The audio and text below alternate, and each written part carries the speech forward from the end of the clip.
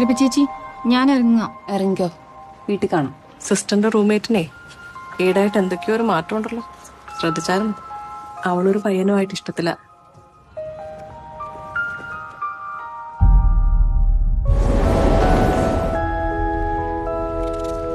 ഇത് പ്രവേശിക്കാണല്ലോ. ഇതിപ്പോ ആരയക്കാനാ? ഒന്നും കാണുന്നില്ല.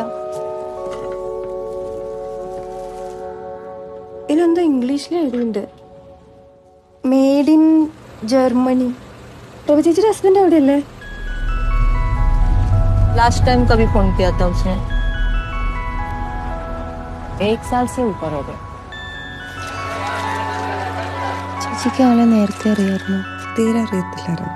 ഒരു ദിവസം അച്ഛൻ വിളിച്ച് വെച്ച് വീട്ടിലോട്ട് വരാൻ പറഞ്ഞു. ഞാൻ ചെന്നപ്പോഴത്തേക്ക് അവർ കല്യാണമൊക്കെ നിശ്ചയിച്ചു കഴിഞ്ഞാൽ.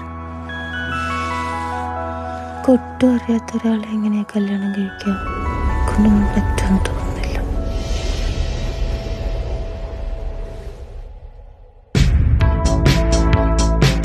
അതിനെന്റെ മോനെ രാത്രി വരെ കാത്തിരിക്കേണ്ടി വരും. പക്ഷേ തൽക്കാലത്തേക്ക് ഞാൻ ഈ മേഘത്തിന്റെ കയ്യിൽ വെച്ച് ഉമ്മ കൊടുത്തു വിട്ടാലോ?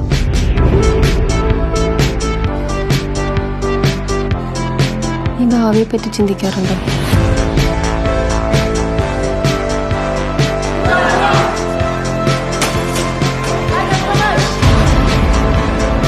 ആൾക്കാരെ നമുക്കറിയാം തോന്നുന്നു, പക്ഷെ നമ്മൾ നല്ലതാവാൻ വലിയ സമയമൊന്നും വേണം.